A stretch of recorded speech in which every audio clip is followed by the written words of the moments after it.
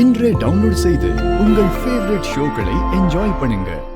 கும்பாபிஷேகம் நல்லபடியா நடந்து முடிஞ்சா அத்தை கிட்ட எல்லாம் உண்மையை சொல்லிடலான்னு இருந்தேன். இப்ப கும்பாபிஷேகமும் நின்று போச்சு.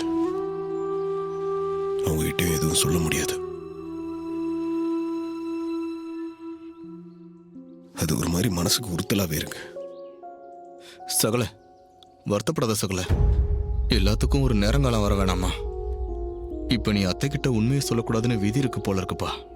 அதான் சொல்ல முடியல. இப்ப நம்ம குடும்பம் இருக்கிற நிலைமையில நீ உண்மையை சொல்லாம இருக்கிறதா நல்லது. ஆமையா கார்த்தி, உன் அத்தைக்காரி உன் மேல பெரிய மதிப்பும் மரியாதையும் வச்சிருக்கா. தொழிலையும் உன்னை நம்பிதானே விட்டுருக்கா. இந்த நேரத்துல நீ யாருங்கிற உண்மை அவளுக்கு தெரிஞ்சா பெரிய பூகம்பமே வெடிக்கும். அது என்ன பிரச்சனையில கொண்டு போய் விடும்னே தெரியாது. கொஞ்ச நாளைக்கு உன்னை பத்தின உண்மை எல்லாம் உன் அத்தைக்காரிக்கு தெரிய வேண்டாமியா? மாப்பிள, இப்ப நடக்கிற எல்லா பிரச்சனைக்கும் அந்த சந்திராம சிவனாண்டி தானே காரணம். எனக்கு ஒன்று தோணுது மாப்பிள.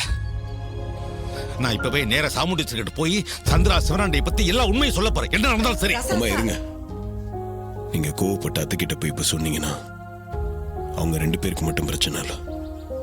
நம்மளை பத்தி எல்லா உண்மையும் அவங்களுக்கு தெரிஞ்சிடும். கொஞ்சம் பொறுமையா இருங்க மாமா. உண்மைதாய்யா. கார்த்தி சொல்றத கேளு. இப்போதைக்கு அவகிட்ட போய் எதையும் கேட்காத. அப்புறம் கார்த்தி யாருங்கிற உண்மை உன் பொண்டாட்டிக்கு தெரிஞ்சா வேணாய்யா, உன் தங்கச்சி உயிரை விட்டதுக்கு அர்த்தமே இல்லாம போயிரும். வேண்டாய்யா, நீ கார்த்தி சொல்றதையே கேளுயா. எனக்கு மனசு பொறுக்கலையேம்மா. அநியாயமா அபிராமி உயிர் போயிடுச்சே. கும்பாபிஷேகம் நின்று போச்சு. இதுக்கெல்லாம் பின்னால பெரிய சதிவேல இருக்குமா? அதை அப்படியே விட்டுற முடியுமா? நம்ம தோத்ததா ஆயிடாதாமா? இன்னைக்கு வேணா நாம தோத்துட்டோம், கும்பாபிஷேகத்தை நிறுத்திட்டோம்னு அவங்க சந்தோஷப்பட்டுக்கலாம். அது என்னைக்குமே நிலைக்காதியா.